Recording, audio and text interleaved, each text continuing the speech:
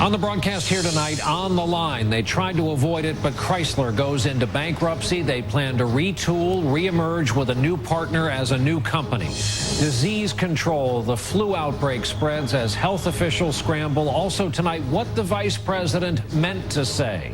Unwelcome visitors will show you why some people are flocking to Florida in droves these days and why the cops are waiting for them at the other end.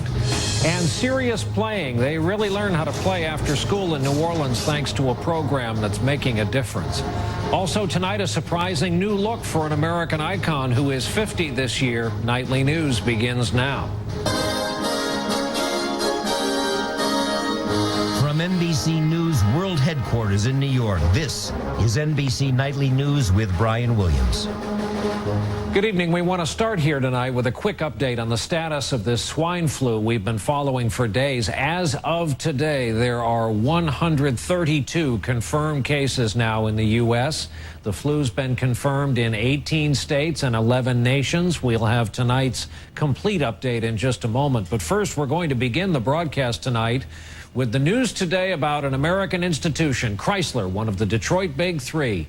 It's being allowed to go into a kind of controlled skid. They tried desperately to avoid it. It's sliding into intentional bankruptcy, and then it's emerging, or so goes the plan, partnering up with Fiat of Italy and staying in business, though looking different than it does today. A lot of workers get an unplanned and unwanted vacation out of this. Phil LeBeau starts off our coverage. To start us off tonight, he's the car business guy at CNBC. He's at a dealership tonight in Bloomfield Hills, Michigan. Phil, good evening. Good evening, Brian. This is uncharted territory for the Big Three. Chrysler is officially bankrupt. It's still in business. It's still selling cars, but now it is counting on Uncle Sam to help it get back on its feet. This is a company that has a particular claim on our American identity. Surrounded by members of his auto task force, President Obama declared Chrysler a bankrupt company he is determined to save. I stand with Chrysler's employees and their families and communities. I stand with Chrysler's management, its dealers, and its suppliers. I stand with the millions of Americans who own and want to buy Chrysler cars. I don't stand with those who held out when everybody else is making sacrifices. The White House blames hedge funds who loaned Chrysler billions of dollars for pushing the company into bankruptcy by refusing to exchange their debt for cash. Those lenders say they deserve more than what was being offered and will fight for it in bankruptcy court.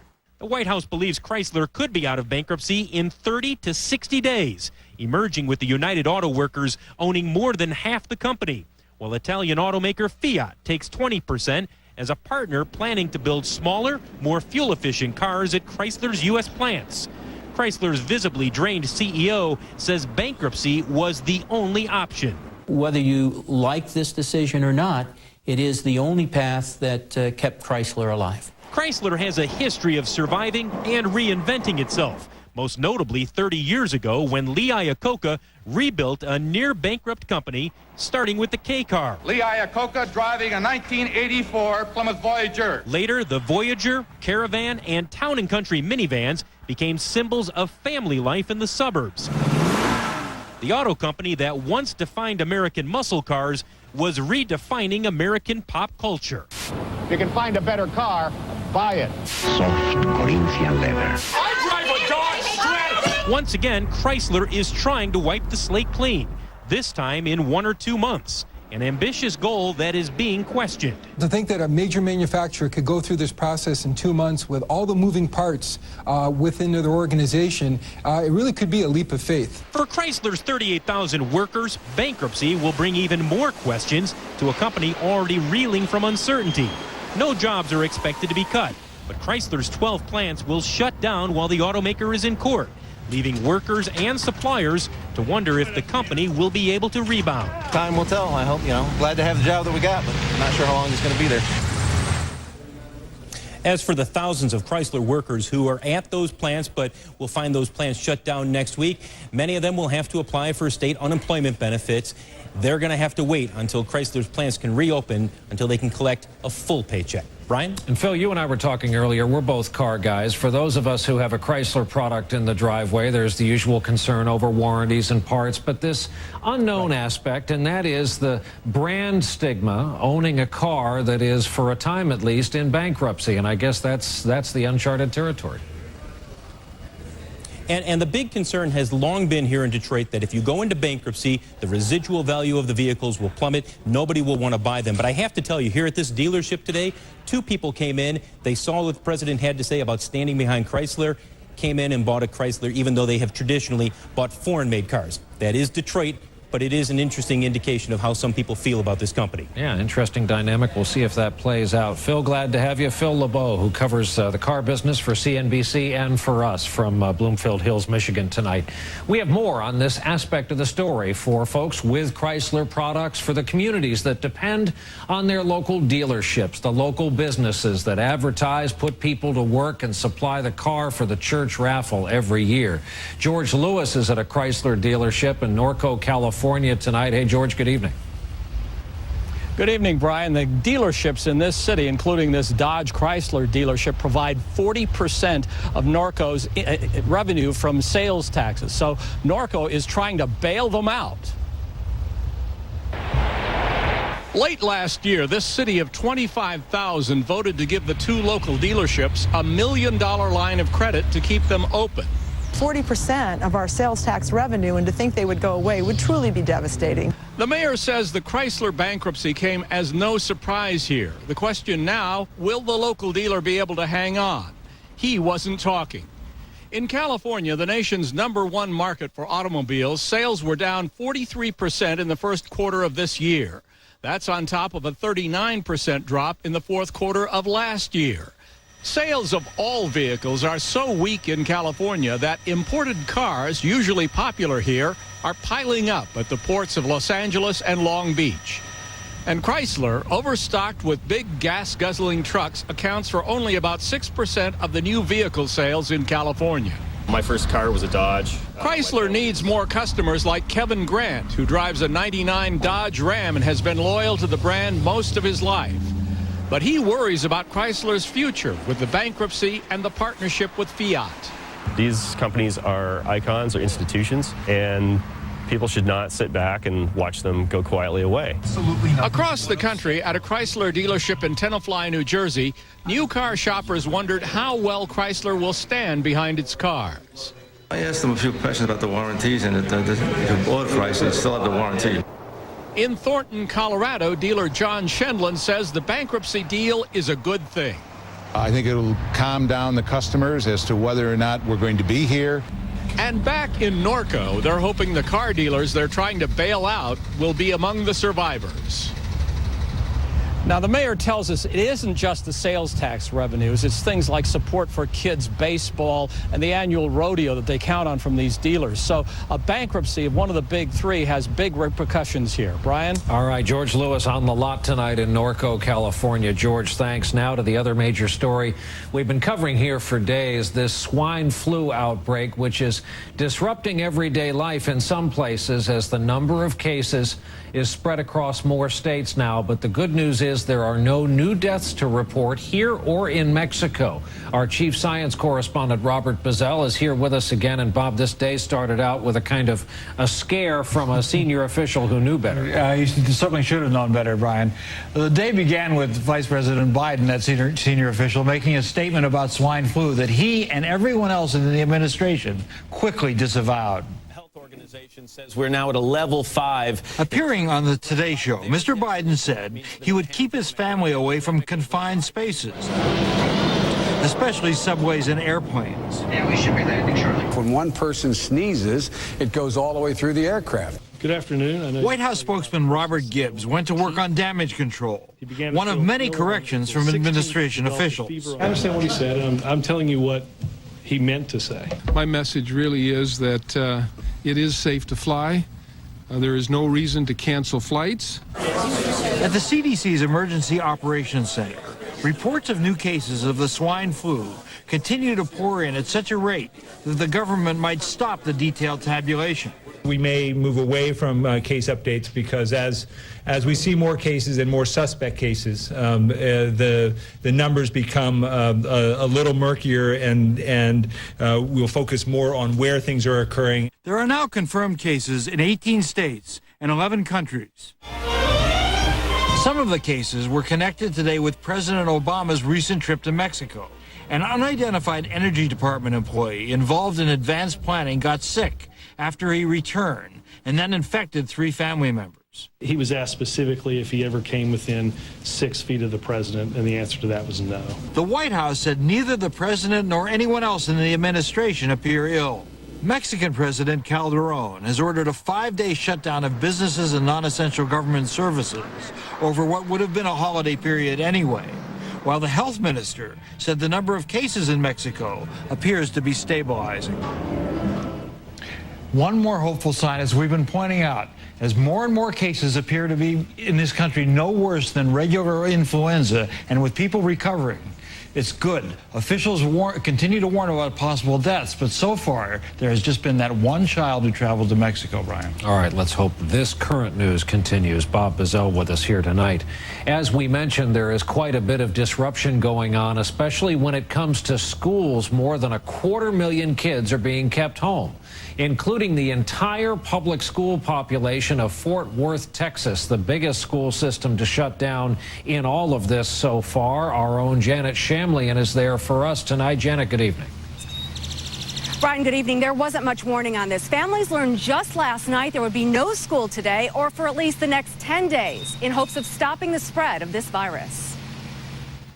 Empty rooms and barren halls. The only work in Fort Worth classrooms is being done by masked sanitation teams. 80,000 students have been told to stay home and to return no earlier than May 11th. This is something that probably happens, once in anybody's lifetime and probably once in a century. This is a very unusual time, and it calls for unusual response. And not just in Texas. Nationwide, nearly 300 schools have closed in at least 11 states. Some 170,000 students are on an unexpected late spring break. From South Carolina, where they're scrubbing everything students touch, to Utah, Wisconsin, Washington, and beyond, the nation's schools are on the flu's front line. In every community, there's an impact beyond the classroom. When kids stay home, parents are forced to be there too, away from work in a tough economy. My first thought was, oh my goodness, what am I going to do? What am I going to do with my children? Jill Frankie has a 3-year-old and a 6th grader. And you can help us play with them. She says her recent job layoff now feels like a blessing. The juggle will be more difficult for others. The community's got to pull together, and we can only hope that neighbors are going to help neighbors, that grandmothers and grandfathers and aunts and uncles, churches, I don't know. Across the country, schools out. Gates are locked, classrooms quiet, and the stands are empty. And some schools won't even commit to a reopening date right now until they know more about the incubation period and how many of their students might have this virus. All right, Janet Shamlian in Fort Worth for us tonight. Janet, thanks. And turning now to a threat at sea. Today, the cargo ship captain who was held hostage by those Somali pirates told his story in Washington. Richard Phillips was on Capitol Hill to talk to a Senate committee about preventing those kinds of pirate attacks. He said armed military escorts or ex-military escorts aboard ships in dangerous waters would work. He also thinks arming a few ship crew members could be helpful. I do believe that arming the crew as a part of an overall strategy could provide an effective deterrent under certain circumstances, and I believe that a measured capability in this respect should be part of the overall debate about how to defend ourselves against criminals on the sea. Crew members at sea aren't currently supposed to be armed. Captain Phillips also said he will be going back to sea before long. He told the committee, quote, "It's what I do." He will need to be more careful out there. More than a dozen vessels now have been attacked by Somali pirates. That's just this month alone. When our broadcast continues here on a Thursday night, an influx of people coming into Florida, what it is they're after and what police are looking for. And later, where they really learn to play after school. We'll go to Jazz Fest in New Orleans, where one man among them is making a difference. In Florida tonight, the state legislature took steps to deal with a problem that is often overlooked: prescription drug abuse. They passed a bill to monitor the state's pain clinics because officials say the state has become this country's biggest supplier of a powerful type of painkiller, and that is attracting addicts and drug dealers from all over. It's an important story tonight. We get it from NBC's Mark Potter. All right, just keep an eye out. They got to come out somewhere. In Broward County, Florida, near Fort Lauderdale, you're passing right now. Sheriff's deputies are on surveillance outside medical clinics specializing in pain treatment. All right. Arresting patients for allegedly reselling their prescription painkillers on the street. It's legal heroin is what it is. It's unbelievable, and these people walk around like zombies. Broward County alone has nearly 100 pain clinics. Officials say while some operate legitimately, many only take cash and prescribe thousands of highly addictive and potentially lethal narcotic painkillers a day with only a cursory doctor's exam. Now the drug war is the pain clinics. Instead of drug dealers on a street corner, it's guys in lab coats. Did he get pills up there? Because pain clinics are not required to report patient activity, officials say addicts and traffickers from other states with stricter rules now come to Florida, going from clinic to clinic. Police say the first thing that out-of-town drug abusers and dealers do when they come here to Broward County is to get this local newspaper to find all the ads for pain clinics on page after page after page. Nearly 900 miles away in a quiet corner of eastern Kentucky, the Greenup County Sheriff says he's flooded with drug abuse cases tied directly to Florida. It's like the promised land. They know that if they can get the money together and go down there, that they are going to score drugs. Sheriff Keith Cooper says hundreds of local residents a month drive to Florida to buy painkillers, many stealing and robbing to get the money. Tim Kilburn is serving a jail term in Kentucky for illicit oxycodone possession. He says he, too, got pills from Florida pain doctors. It makes you think, do they have a degree in doctoring or hustling? Deputies now try to keep up with all the dealers and addicts who find Florida an easy fix. Mark Potter, NBC News, Broward County, Florida. Elizabeth Edwards has written a book about her fight with cancer and her life with husband and former presidential candidate John Edwards. The book is due out next month, but the New York Daily News has obtained a copy. In it, Mrs. Edwards reportedly writes her husband told her about his infidelity almost a year before it became public knowledge last year, and that hearing the news made her physically ill. She says she concluded her husband should not have run for president in light of the disclosure. When we come back, controversy on campus at Notre Dame. It's all because President Obama is coming to give the graduation speech.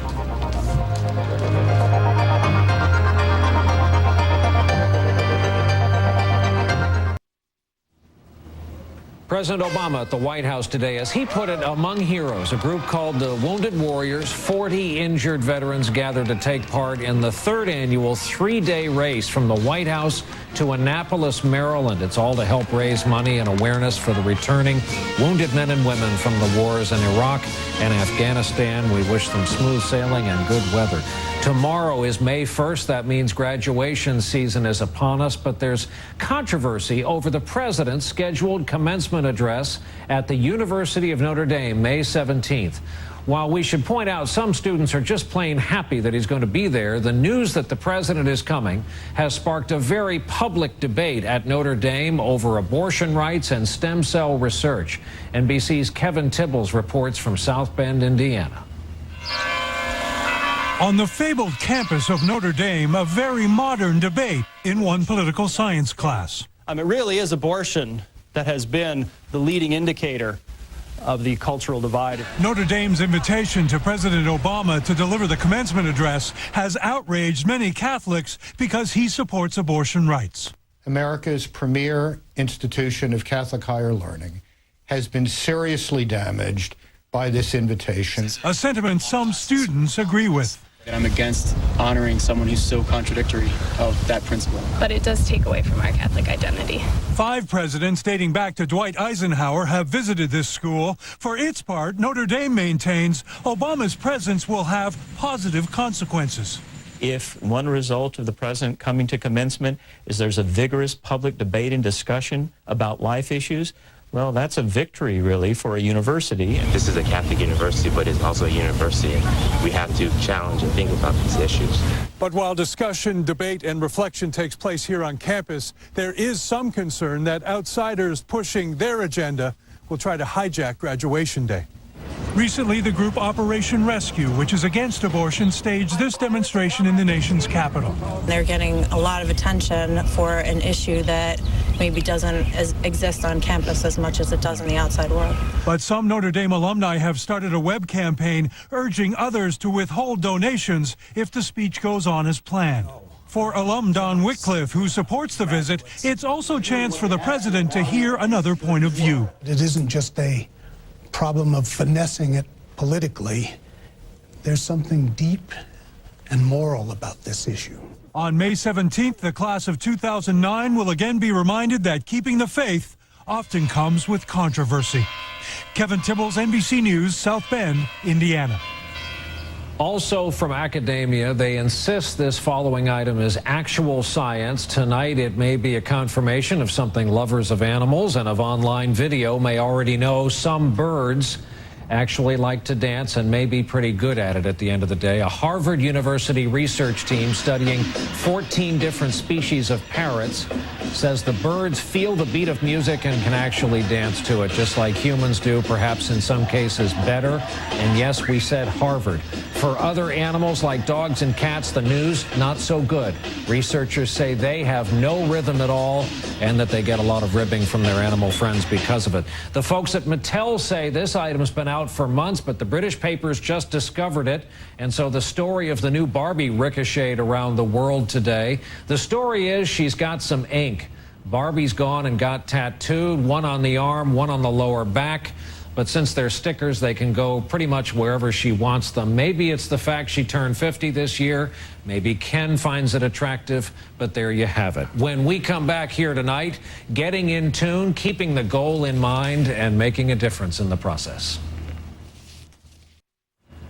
Time now for our Making a Difference report. It comes to us tonight from Jazz Fest in New Orleans, one of the great annual events anywhere in this country.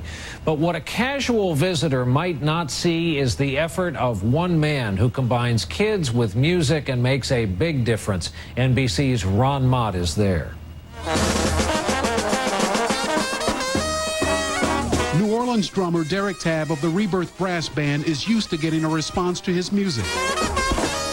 Go get your stuff. So last summer, he started a new group for at-risk kids who need better options. You walk out, you see a lot of kids angry because of nothing. They walk in the street, don't have anything to do, they just mad. They ready to fight, they ready to kill. He channeled that energy into the Roots of Music, a free marching band program aimed mostly at middle schoolers, many of whom have never played an instrument before, much less picked one up. It wasn't long before he had a big hit on his hands. A sweet, loud sound, a beautiful note. They use donated instruments, but before sounding a single note, it's hammer time. Gotta hit the books. Gotta hit the books. On homework. I have 85% of my kids and then brought up their grades, at least one letter up. 1, 2, 3, 4, down. A feat of hard work worth celebrating. Roots has quickly become one of the hottest acts in town. It's now 98 members strong with a wait list approaching 400, and that includes a very persistent 7-year-old who calls Derek Tabb every day. Every time you call, you say, hey, this is the man with the band? I say, yeah, I won't get in that band. Allison Reinhardt, who co-founded the band, signed up her son Kevin right away. New Orleans is a very special place. Music is the heart and soul of the city. And, you know, the kids want to be a part of it. They just don't have anywhere to go. They only have Roots of Music. I love everything.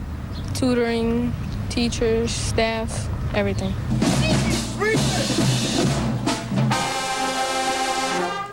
And that's music to Derek Tabb's ears. Kids that's coming up, you give them the right way to do it, they're going to thrive with it. A new generation of musicians thriving from the roots up. Ron Mott, NBC News, New Orleans. And that's our broadcast for this Thursday night. Thank you for being with us. I'm Brian Williams. We hope to see you back here tomorrow evening. Good night.